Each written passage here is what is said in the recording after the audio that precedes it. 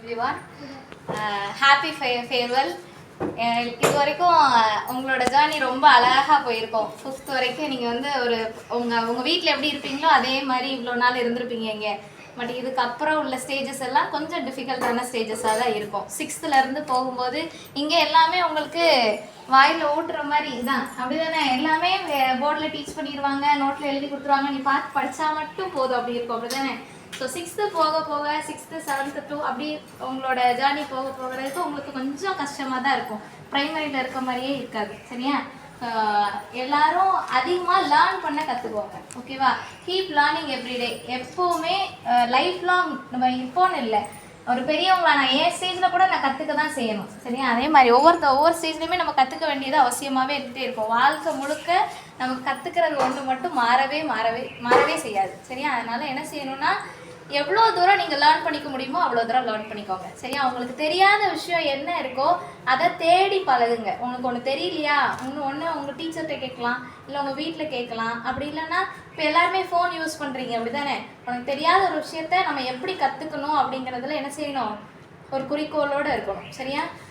For example எதுக்காக அப்படி சொல்கிறேன் அப்படின்னு சொன்னால், இப்போ உனக்கு வந்து இது தெரியலை அப்படின்னு சொல்லி யாராவது ஒருத்தவங்க சொல்கிறாங்கன்னு சொன்னால் அந்த இடத்துல ஷேமாக ஃபீல் பண்ணக்கூடாதுல்ல.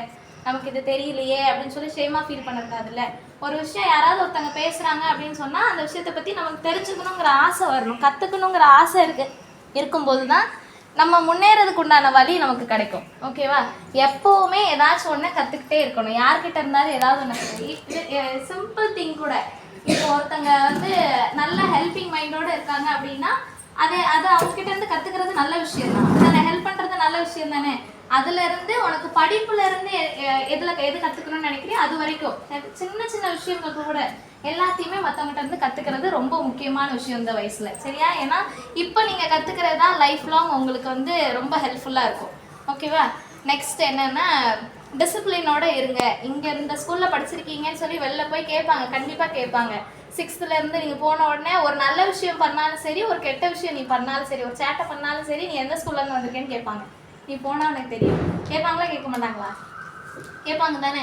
ஸோ அதனால் இங்கேருந்து போயிருக்கேன்னா நம்ம ஸ்கூலோட பேர் உன் கையில் தான் இருக்குது, அப்படி தானே? இதுக்கு முன்னாடி போனவங்க எல்லாருமே அதே மாதிரி தான். இங்கே அவங்களுக்கும் இதே அட்வைஸ் தான் சொல்லி அனுப்பிச்சிருக்கோம். நம்ம ஸ்கூலோட பேர் என்ன செய்யணும், காப்பாற்றணும் அப்படின்னு சொல்லிட்டு, சரியா?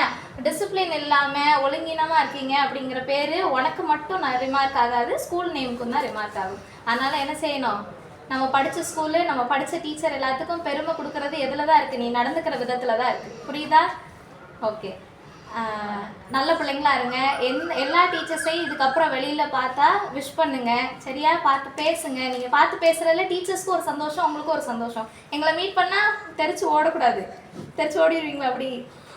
அப்படிலாம் பண்ணாதீங்க, சரியா? ஏன்னா உங்களை பார்த்து நீங்கள் நீங்கள் பேசும்போது ஒரு டீச்சர்ஸ்குள்ளே ஒரு சந்தோஷம் இருக்கும். ஏன்னா பரவாயில்லையே, நம்மகிட்ட படித்த பிள்ளைங்க நம்மகிட்ட வந்து பேசுகிறாங்களே அப்படிங்கிற ஒரு சந்தோஷம் டீச்சர்ஸ்க்கு இருக்கும், சரியா? ஸோ அந்த சந்தோஷத்தை நீங்கள் கொடுங்க எப்போவுமே, ஓகேவா? ஓகே, நான் இது வரைக்கும் நல்லா எனக்கு தெரிஞ்சு நான் நல்லா சொல்லி கொடுத்துருக்கேன். ப்ளஸ் அது போக நிறைய அடிக்கவும் செஞ்சுருக்கேன், திட்டவும் செஞ்சுருக்கேன், அப்படி தானே? உங்களை மோட்டிவேட் பண்ணுங்கிற காரணத்துக்காக தான் நான் அதெல்லாம் பண்ணியிருப்பேன். பர்சனலாக எனக்கு எந்த வெஞ்சன்ஸும் கிடையாது, சரியா? நீங்கள் எல்லாருமே எனக்கு என் பிள்ளைங்க மாதிரி தான், ஓகே? Sorry for everything. நான் அடித்ததுக்கு உனக்கு திட்டினதுக்கு எல்லாத்துக்கும் சாரி. ஸோ நான் இதே மாதிரி இன்னொரு ஸ்டாஃப்ட்ட போய் நீ பேர் வாங்கக்கூடாது, அடி வாங்கக்கூடாது அப்படிங்கிறக்காக தான் உன்னை இதெல்லாம் பண்ணியிருக்கேன், ஓகேவா? ஸோ இதுக்கப்புறம் போக உன் லைஃப் நல்லா இருக்கணும்னு ப்ளஸ் பண்ணுறேன். Thank you so much.